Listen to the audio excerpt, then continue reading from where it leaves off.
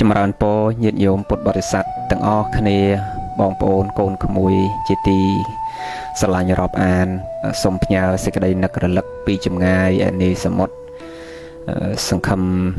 បកណាញាតិញោមទាំងអស់គ្នាមានសុខភាពល្អសុខសប្បាយគ្រប់គ្នាប៉ុចប់កម្មវិធីបុណ្យក្រោយសម្ដែងធម៌ទេសនាចប់ស្រង់ទឹកហើយនឹងក៏នឹកឃើញនៅស្រុកយើងខែនេះចូលចិត្តចូលខែចែកញាតិញោមខែ3ហើយចឹងជាទម្លាប់ស្រុកយើងពីខែ1រហូតដល់ខែ5ហ្នឹងគឺជាខែដែលក្តៅខែដែលមានអាកាសធាតុក្តៅញាតិញោមហើយស្រុកទេសយើងឥឡូវនេះមិនតែស្រុកទេសយើងទេនៅឥណ្ឌានៅភូមានៅស្រីលង្កានៅតំបន់អាស៊ីយើង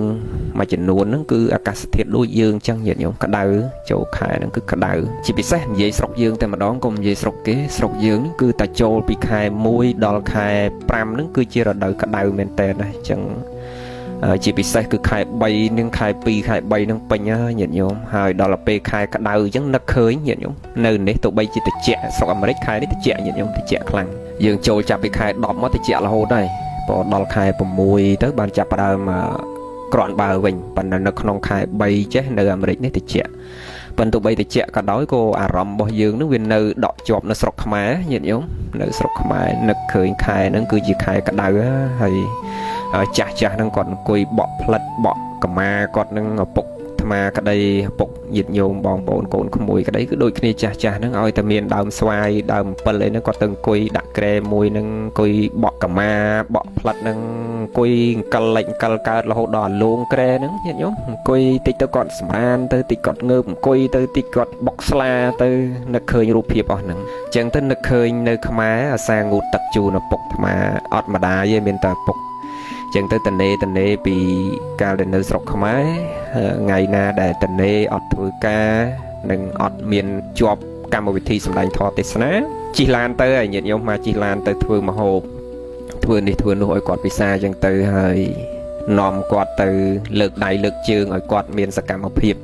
ពលមនុស្សចាស់ហ្នឹងគឺយើងជាកូនចៅប្រុសស្រីហ្នឹងត្រូវតែនឹកនាដល់ការឲ្យគាត់នឹងមានសកម្មភាពយើងហៅថាហាត់ប្រាណណាប៉ុន្តែយើងមិនហាត់ប្រាណដូចគេអ្នកហាត់ប្រាណទូទៅយើងគ្រាន់តែឲ្យគាត់លើកតាមសភាពរបស់គាត់ចឹងទៅចាស់កុំឲ្យគាត់ទៅធ្វើសកម្មភាពលឿនឬក៏ខុសប្រក្រតីវាទៅជាបញ្ហាទៅវិញ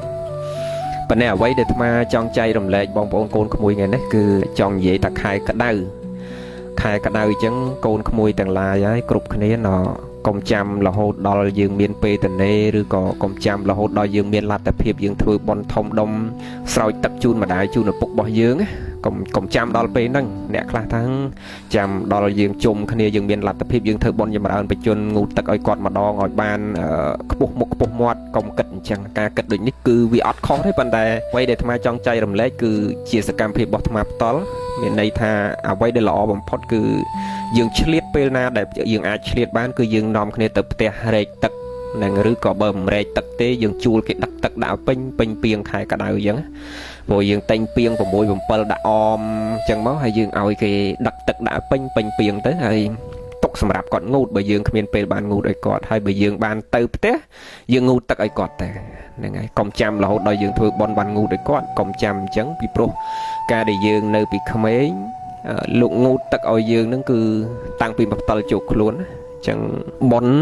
យើងអាចយកពីឪពុកម្ដាយរបស់យើងបានគ្រប់ពេលចឹងខែក្តៅចឹងជាឱកាសល្អដែលយើងទាំងអស់គ្នាត្រូវរែកទឹកត្រូវដាក់ទឹកឲ្យពេញពីងហើយតនេយើងអាចទៅផ្ងូតទឹកជូនគាត់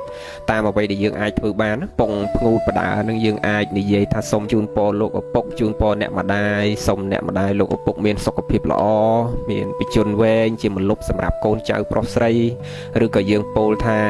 កូនសូមបំរើលោកឪពុកនិងអ្នកម្ដាយជានិច្ចនិរន្តរ៍តទៅតាមអ្វីដែលកូនអាចធ្វើបានបើយើងរវល់ធ្វើការនៅពេញយូរយើងបានទៅម្ដង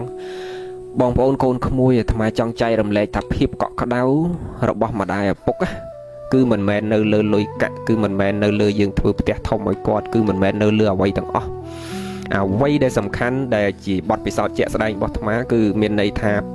ការពោលពាក្យពីរោះទៅកាន់គាត់ការដែលយើងតនេយើងអាចឆ្លៀតទៅលេងគាត់ហើយយើងនិយាយពាក្យប្រុសអញ្ចឹងយើងស្រោចទឹកជូនគាត់ពេលខ្លះទឹកភ្នែករបស់គាត់នឹងលាយមកជាមួយទឹកដែលយើងស្រោចហ្នឹងតែម្ដងមានន័យថាគាត់រំភើបមិនមែនយំនឹងយំកើតទុកទេគឺយំរំភើបសប្បាយចិត្តជាមួយយើងណា ហើយមនុស្សម្នាក់តម្រាំតែចេញទឹកភ្នែកមានន័យថាបើសិនជាຕົកហ្នឹងគឺវាຕົកដល់កម្រិតហើយបើសិនជារំភើបហ្នឹងក៏រំភើបដល់កម្រិតអញ្ចឹងយើងគិតមើលយើងអត់មានចំណាយអីទេកូនក្មួយយើងគ្រាន់តែងូតទឹកឲ្យគាត់យើងគ្រាន់តែពោលពាក្យប្រុសជូនគាត់ឬក៏អ្នកណាមានសម្លេងពីរោះទៅក៏សោតជាធម៌បត់ជាកំណាប់អីឲ្យគាត់ស្ដាប់ចឹងទៅពេលណាយើងពងស្រោចទឹកជូនគាត់ហ្នឹងហើយថ្ងៃនេះអាត្មាចង់នាំកូនក្មួយរៀនសូត្រផបត់ជាមួយលោកគ្រូលេងប៉ុន្តែសំឡេងលោកគ្រូមិនពីរោះទេប៉ុន្តែចង់ចែករំលែកកូនក្មួយថាពេលណាយើងងូតទឹកជូនគាត់ខែក្តៅអញ្ចឹងងូតទឹកជូនគាត់ហើយយើងពោលពាក្យបើយើងមិនចេះសូត្រជាកំណាព្យចេះយើងគ្រាន់តែនិយាយពាក្យប្រុសដូចអាត្មានិយាយខាងដើមគ្រាន់តែពោលពាក្យប្រុសដូចអាត្មានិយាយរៀបរាប់ខាងដើមមកបន្តិចប៉ុណ្ណឹងហើយមានពាក្យល្អជាច្រើនដែលយើងអាចនិយាយជាមួយគាត់ពងអាស្រោចទឹកជូនគាត់ងូតទឹកជូនគាត់ហ្នឹងយើងអាចនិយាយរលឹកកាលពីយើងនៅពីក្មេងពុកធ្លាប់ងូតឲ្យកូនពុកធ្លាប់ដោះលាងសម្អាតខ្លួនកូនពុកធ្លាប់បំពេកូនយ៉ាងនេះយ៉ាងនោះអីអញ្ចឹងទៅឥឡូវដល់ពេលវេលាដែលកូនត្រូវបំពេញកាតព្វកិច្ចតួនាទីក្នុងនាមជាកូនជាចៅចង់បំរើនិងផ្ដល់ភាពកក់ក្ដៅចំពោះលោកឪពុកនិងអ្នកម្ដាយតាមអ្វីដែលកូនអាចធ្វើបានបើទោះបីជាកូនមិនមានទ្រព្យធនច្រើនប៉ុន្តែកូនមានសេចក្តីស្រឡាញ់និងការគោរពត្រង់ស្មោះចំពោះលោកអ្នកមានគុណគ្រាន់តែពាក្យប៉ុណ្ណឹងណាកូនក្មួយគឺគាត់សប្បាយចិត្តណាហ្នឹងហើយគាត់សប្បាយចិត្តណាម្ដាយពុកគ្រប់រូបអញ្ចឹងឥឡូវយើងកុំឲ្យវែងឆ្ងាយយើងរៀនសូត្រធម៌បទហ្នឹងថ្មចង់ផ្ញើសេចក្តីស្រឡាញ់ទាំងហ្នឹងចំពោះកូនចៅប្រុសស្រីផងហើយផ្ញើសេចក្តីស្រឡាញ់ចំពោះពុករបស់ថ្មផងព្រោះអាត្មានៅឆ្ងាយអញ្ចឹងក៏នឹករលឹកឪពុករបស់អាត្មាដែរព្រោះនៅខ្មែរតតនេអាត្មាទៅហើយមកទៅជួបគាត់អញ្ចឹងផ្ញើសេចក្តីស្រឡាញ់ចំពោះលោកឪពុករបស់អាត្មាផងហើយផ្ញើសេចក្តីស្រឡាញ់នឹងចំពោះលោកឪពុកជាទូទៅរបស់កូនក្មួយគ្រប់គ្នាផងអញ្ចឹងពេលខែក្តៅអញ្ចឹងយើងងូតទឹកជូនគាត់ហើយយើងចាប់ផ្ដើមនិយាយពាក្យប្រុសឬក៏សូត្រជាធម៌បទអញ្ចឹងប៉ិនសំឡេងអាត្មាវាមិនពីរោះទេប៉ុន្តែអានេះគឺបង្ហាញពីបេះដូងរបស់យើងបងពីបេះដូងរបស់យើងចំពោះពុកម្ដាយរបស់យើងយើងមិនសំដៅទៅលើសំឡេងយើងត្រូវទៅតាមដូចអ្នកអាជីពទេទោះបីជាយើងមានសំឡេងស្អកសំឡេងស្អាសំឡេងមិនក៏ដោយគឺយើងបង្ហាញពីក្តីស្រឡាញ់និងការគោរពហើយនឹងផ្លូវចិត្តរបស់យើងនិយាយនេះគឺសំដៅដល់ផ្លូវចិត្តអញ្ចឹងកុំខ្វល់ថាយើងសូត្រពីរោះមិនពីរោះគឺម្ដាយឪពុកគាត់ពីរោះក្នុងចិត្តរបស់គាត់ពេកណាបងហ្នឹងហើយអញ្ចឹងយើងគ្រាន់តែបង្ហាញសេចក្តីស្រឡាញ់និងការគោរពរបស់យើងចំពោះគាត់ដោយគាត់បំពេយើងកាលនៅក្មេងៗព្រោះចាស់ម្ដាយពុកយើងគ្រប់រូបគឺអញ្ចឹងឲ្យតែពេលងូតទឹកឲ្យយើងនឹងទះគូតផងហ្នឹងទះគូតផងស្រោចទឹកផងដោះដៃដោះជើងហើយហ្នឹងអើយកូនម៉ែកូនពុកស្អាតណាល្អណាកូនម៉ែកូនពុកចេះណាចេះមួយចុះពីរគ្រប់យ៉ាងហ្នឹងហើយគាត់ពោលអស់ធ្វើម៉េចឲ្យកូនគាត់នឹងសប្បាយចិត្តអញ្ចឹងយើងអត់ខ្វះពាក្យធ្វើម៉េចឲ្យឪពុករបស់យើងសប្បាយចិត្តដូចគ្នាម្ដាយយើងសប្បាយចិត្តដូចគ្នាឥឡូវលោកគ្រូផ្ញើសេចក្តីស្រឡាញ់នេះចំពោះឪពុកម្ដាយកូនក្មួយគ្រប់រូបដែរហើយយើងរៀនធ្វើមើលឪពុកម្ដាយយើងសប្បាយចិត្តអាយុវែងព្រោះមនុស្សកាន់តែសប្បាយចិត្តគឺអាយុវែងហើយយើងមិនបាច់ទៅដើរសុំអាយុវែងពីអ្នកណាទេយើងធ្វើរឿងល្អចំពោះម្ដាយពុករបស់យើងទាំងអស់គ្នាបងកាលកូននៅតូចពុកងូតទឹកឲ្យខ្ញុំ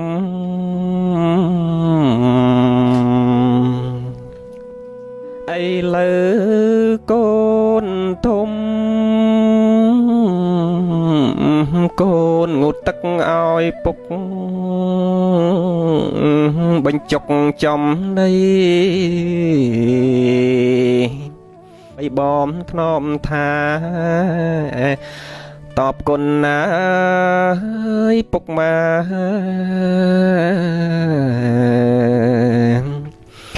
កុំឲ្យមានកម្មមានពីកូនស្រណោះប្រលប់ពុកឲ្យផ្កាយព្រាតកូនស្រណោះអាត្រៀតពុកឲ្យផ្កាយជុំអោលោកឪពុកលោកមានគុណធ្ងន់កូនស្រែកយ៉ាយកូនយំ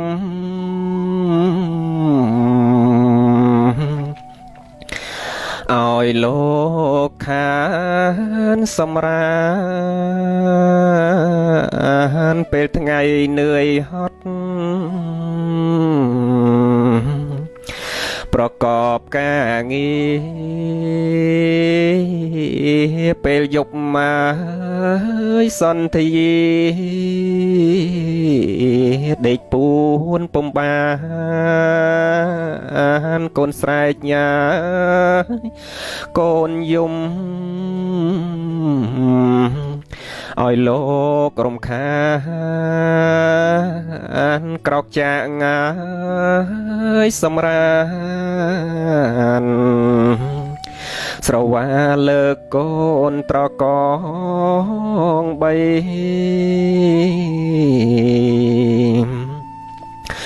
អង្រួនហើយអង្រួនទៀតមិនអោយកូនយំអោម្ចាស់ថ្លៃឧត្តមគុណធ្ងន់អ្វីម្លេះទេកូនស្រែកកូនយំមិនខឹងកូនទេច្រៀងហើយបំពេទៅភ្នែកផ្លិចងងុយ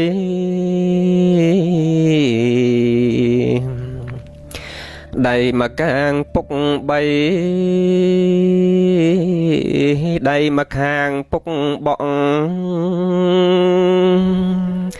ពុកថ្នមហើយពុកថ្នាក់កូនគ្រប់គ្នាពេលមានអាសន្នកូនគ្រុនរងាបីកូនណាយផ្លាំងគ្នា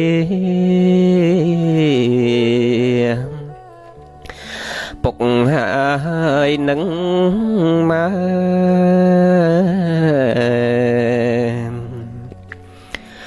ស៊ូអត់ងងុយអង្គុយសំកុកព្រឹកឡើងលោកឪពុករត់រកទិញថ្នាំអត់លុយអត់កាំងយកស្រែបញ្ចាំយកលុយឲ្យទិញថ្នាំប្រាថ្នាឲ្យតាកូនជា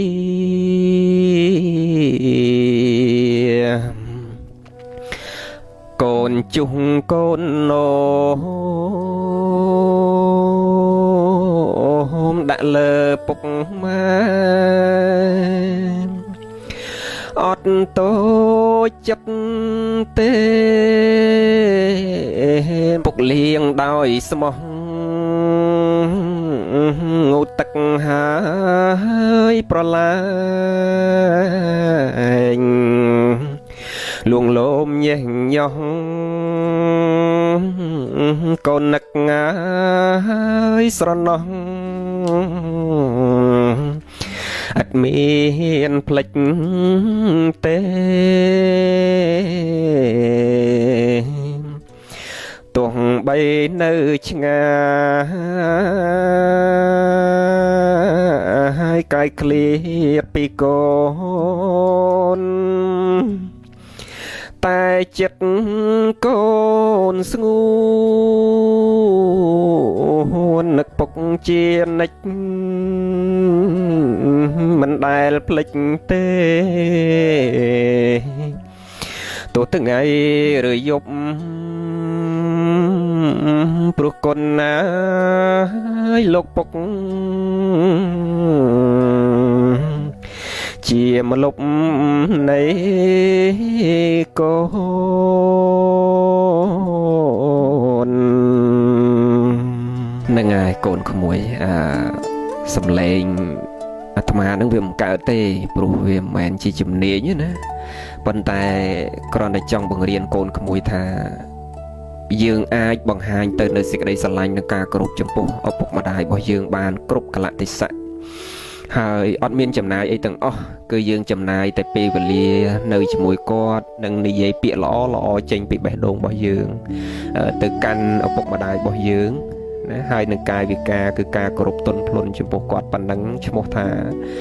យើងជាកូនដ៏ប្រសើរបំផុតបើទោះបីជាយើងមិនបានទៅជាអតិជាតបុត្រដែលអាចនាំម្ដាយឪពុកឲ្យមានសមាធិឲ្យរក្សាសិលឲ្យធ្វើទានអីយើងគ្រាន់តែអាចគោរពបម្រើគាត់ដោយល្អប៉ុណ្ណឹងក៏ហៅថាជាអនុចេតបុត្រជាបុត្រដ៏ប្រសើរខ្ពង់ខ្ពស់មួយនៅក្នុងត្រកូលហើយអាចធ្វើឲ្យម្ដាយពុករបស់យើងនឹងគាត់សប្បាយចិត្តគាត់មានបជនវែងកូនក្មួយអត់ពិបាកទេហើយនឹងអត់មានចំណាយអីទាំងអស់ចំណាយតែសេចក្តីស្រឡាញ់ណាបង្កើតតែសេចក្តីស្រឡាញ់អត់មានចំណាយអីទាំងអស់យើងគ្រាន់តែបង្កើតទៅនៅសេចក្តីស្រឡាញ់ហើយនឹងការគោរពដែលចេញពីផ្លូវចិត្តរបស់យើងហើយយើងនិយាយពាក្យល្អទៅកាន់គាត់ប៉ុណ្ណឹងគឺគាត់សប្បាយចិត្តណាបងនឹងគ្រាន់តែជាការផ្ញើសេចក្តីស្រឡាញ់ចំពោះម្ដាយឪពុកគ្រប់រូបហើយកូនក្មួយអាចអនុវត្តតាមយើងមិនសូត្រជាធម៌បទមិនសូត្រជាកំណាព្យមិនសូត្រជាអីក៏យើងអាចនិយាយពាក្យល្អជាមួយគាត់ដែលអាចធ្វើឲ្យម្ដាយឪពុករបស់យើងនឹងគាត់សប្បាយចិត្តបានដែរចឹងយើងព្យាយាមទាំងអស់គ្នាហើយធ្វើទាំងអស់គ្នាទៅកូនក្មួយកុំឲ្យយឺតពេលព្រោះសេចក្តីស្លាប់របស់មនុស្សយើងអត់កំណត់ទេហើយមិនប្រកាសថាអូឪពុករបស់យើងម្ដាយរបស់យើងចាំថាអូគាត់ចាំយើងរហូតដល់យើងខ្លាយទៅជាអង្គញាខ្លាយទៅជាអាយដាមខ្លាយទៅជារដ្ឋមន្ត្រីខ្លាយទៅជាអ្នកមានទ្រព្យដែលអាចធ្វើវិឡាឲ្យគាត់ដែលអាចឲ្យគាត់នៅសោយសុខដាក់អ្នកបម្រើឲ្យគាត់នឹងគឺมันអាចទេព្រោះពេលវេលាវាអត់រងចាំមនុស្សណាម្នាក់ឡើយអញ្ចឹងអ្វីដែលយើងអាចធ្វើបានចំពោះពួកគាត់គឺសេចក្តីស្រឡាញ់ហើយនឹងពេលវេលាទាំងអស់ហ្នឹងដែលយើងត្រូវឆ្លៀតជាមួយគាត់បើទោះបីជាយើងរវល់ចិញ្ចឹមគ្រួសារយើងយ៉ាងណាក៏ដោយហើយអាហ្នឹងវាជាគំរូដ៏ល្អមួយសម្រាប់កូនយើងហ្នឹងឯងកូនយើងនៅជាមួយយើងពេលដែលគាត់ឃើញសកម្មភាពរបស់យើងអញ្ចឹងពេលដែលយើងចាស់ទៅដូចឪពុកយើងជាម្ដាយយើងអញ្ចឹងគឺកូនរបស់យើងនឹងដើរតាមលំអានយើងប្រកបវិជាតែម្ដងពុទ្ធព្រះអង្គសម្ដែងសច្ចខន្តីកតញ្ញូនឹងកាលណាយើងប្រតិបត្តិដោយល្អចំពោះម្ដាយពុករបស់យើងកូនរបស់យើងនឹងក៏ដើរតាមគន្លងរបស់យើងចឹងដែរនឹងចឹងយើងព្យាយាមទាំងអស់គ្នាឡើងបងព្យាយាមទាំងអស់គ្នាចំពោះម្ដាយពុករបស់យើងខែនេះខែក្តៅហើយយើងងូតទឹកជូនគាត់ទាំងអស់គ្នាកូនក្មួយនឹងសុំសុខចម្រើនទាំងអស់គ្នាបង